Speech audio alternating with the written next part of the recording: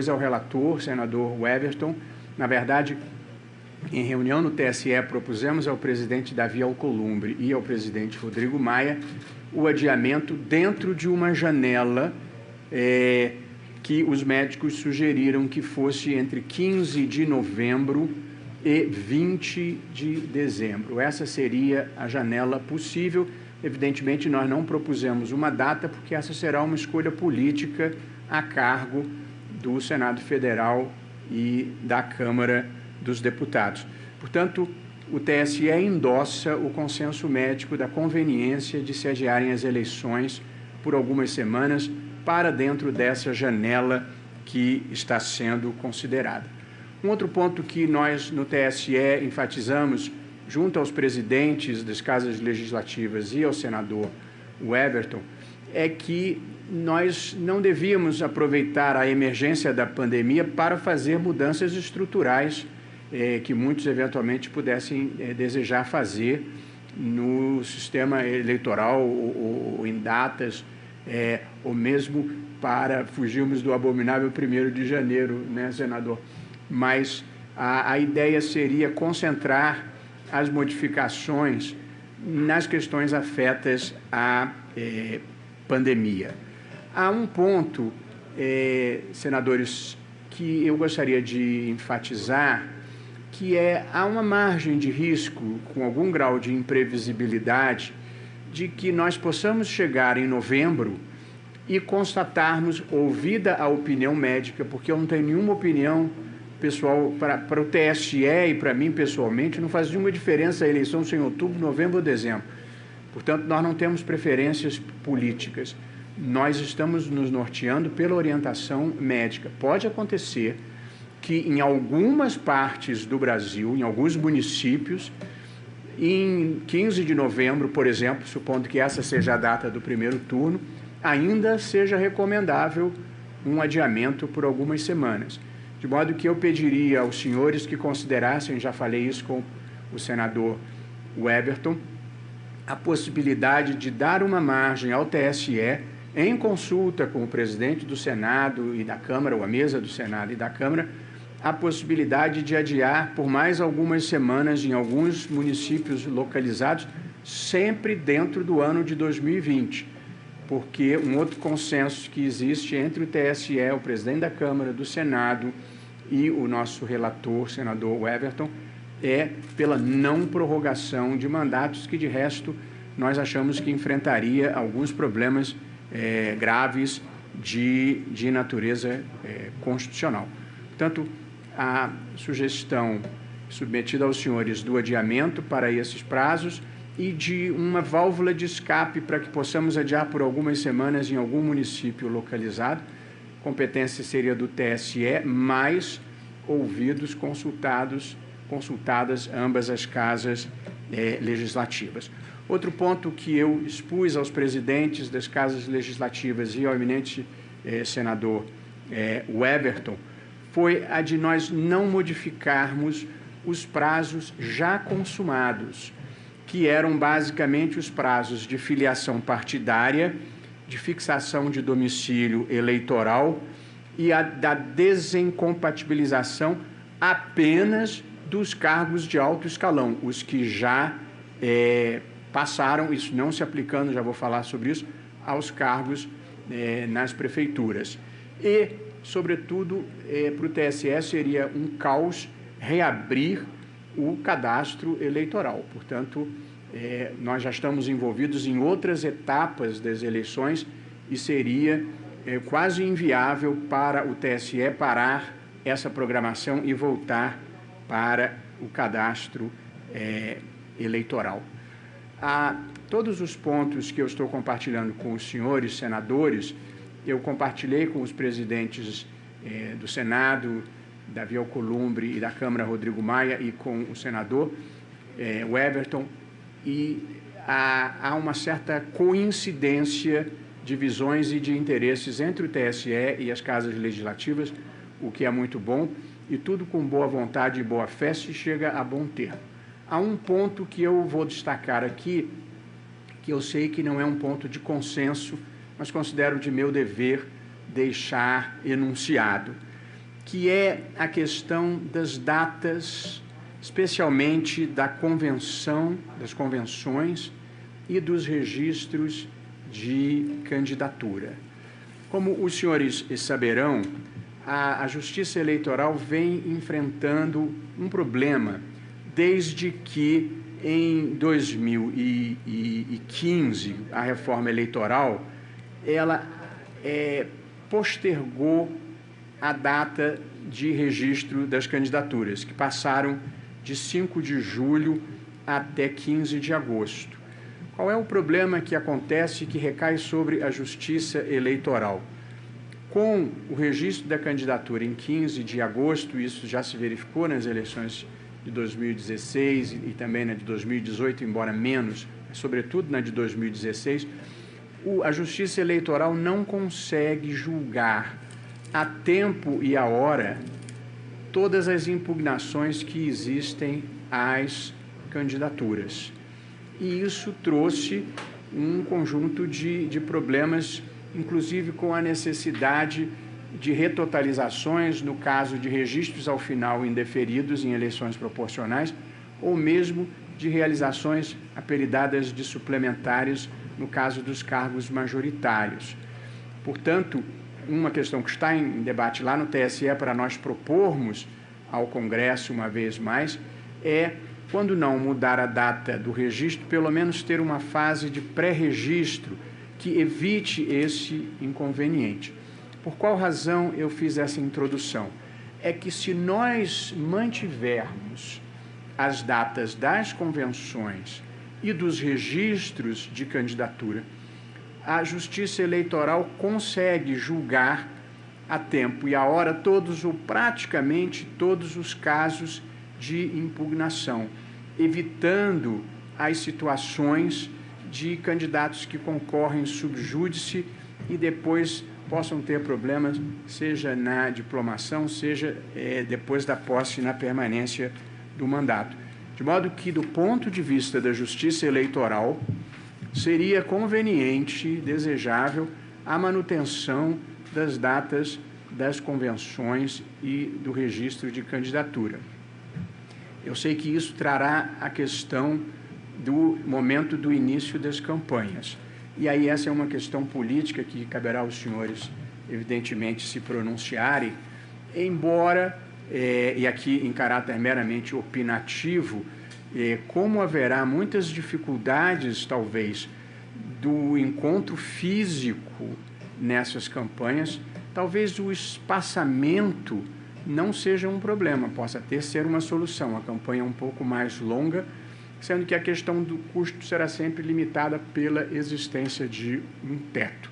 Portanto, eu submeto à consideração dos senhores, sei, porque o senador Everton já me disse que esse é um ponto um pouco mais complexo e controvertido, do ponto de vista da Justiça Eleitoral, seria conveniente nós mantermos datas de convenções e de registros das candidaturas, isso para o TSE.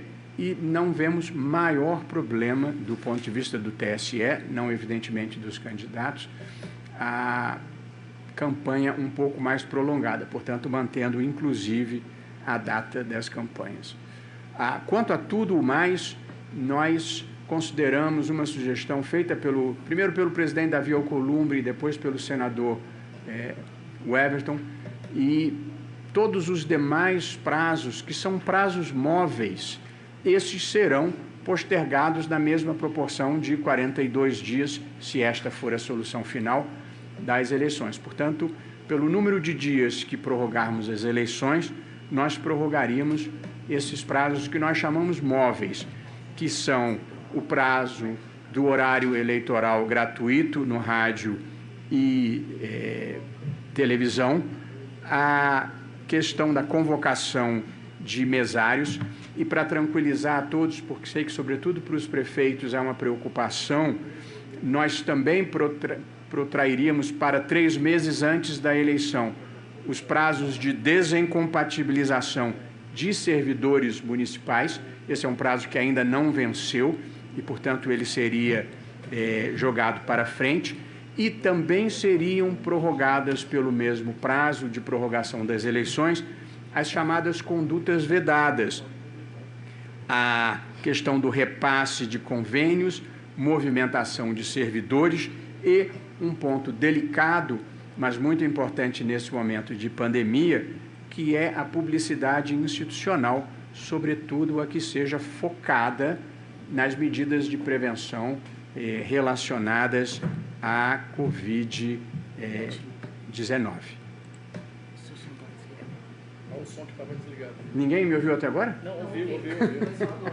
Não, foi só agora. É bom. Mas eu não repetiria, não, hein?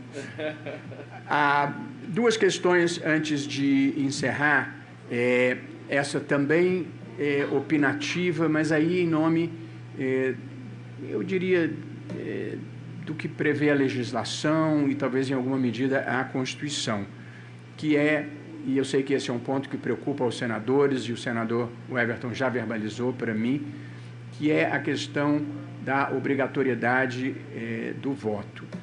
Nós, no TSE, consideramos que, num mundo ideal, o voto vai um dia ser facultativo, mas no estágio atual da democracia brasileira, nós ainda consideramos que o voto, além de um direito do cidadão, deve ser também um dever cívico.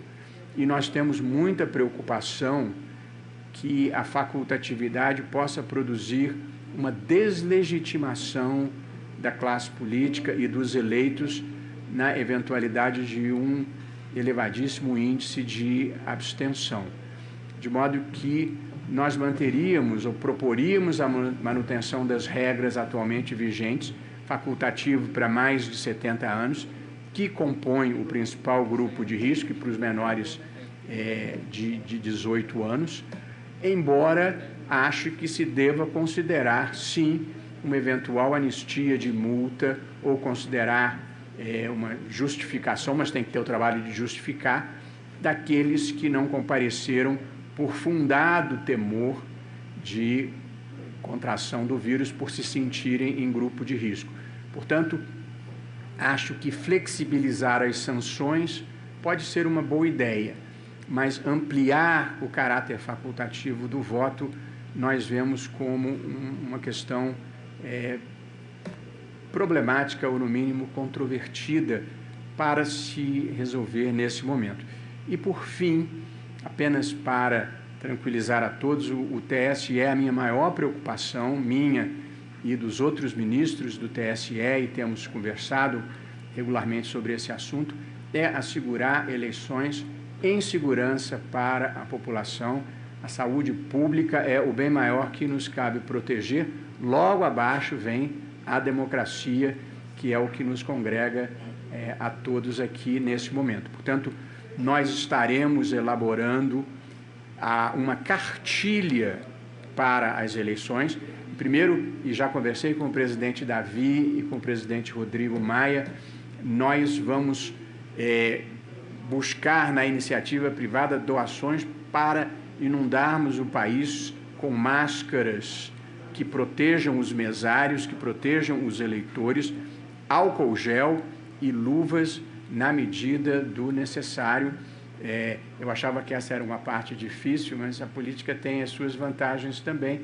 Tanto o presidente do Senado quanto da Câmara disseram que eu não me preocupo com isso, que eles conseguem essas doações, o que é muito bom para a segurança das eleições. Há um problema técnico que eu conversava com o senador Everton aqui, que não é possível passar álcool gel antes da biometria e do voto. Portanto, a ideia que temos é um servidor da Justiça Federal, um voluntário, com uma luva e um jato de álcool gel imediatamente na saída, porque não dá para passar o álcool gel na entrada. E nós vamos ter uma cartilha com o passo a passo, desde recomendações de não levar a mão à boca, não levar a mão ao nariz e não levar a mão aos olhos, até soluções de distanciamento social. Portanto, os senhores fiquem tranquilos. Outros países do mundo realizaram as eleições. Tudo o que de bom puder ser transplantado do que se fez em outras partes do mundo, nós traremos para cá para assegurar uma eleição segura, limpa e que dê continuidade a esse longo período de estabilidade democrática, eu imagino eterno período de estabilidade democrática que conquistamos no Brasil.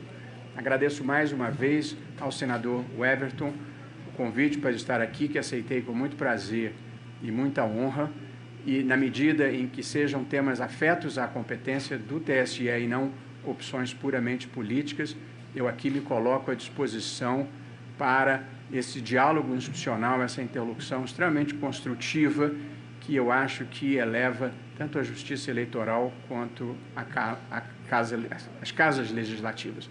Muito obrigado, senador Weverton. Agradeço muito e lhe devolvo a palavra. Eu que agradeço, presidente ministro Luiz Roberto Barroso. Agradecer a abertura que Vossa Excelência nos dá para poder construir, da forma como foi aqui dito, de forma bastante transparente, democrática, aberta e, sem dúvida nenhuma, esse final de semana todo de muito trabalho. Ontem, no dia de sexta, sábado, domingo, muitas conferências, reuniões, à medida que iríamos ou íamos avançando na construção do nosso relatório, eu fiz questão de estar sempre dialogando e reportando ao presidente Barroso, justamente para construirmos, claro, não que seja um consenso, mas uma unidade, e isso está sendo possível graças, claro, à participação e à colaboração de todos. A senadora Soraya está falando que o som não está saindo.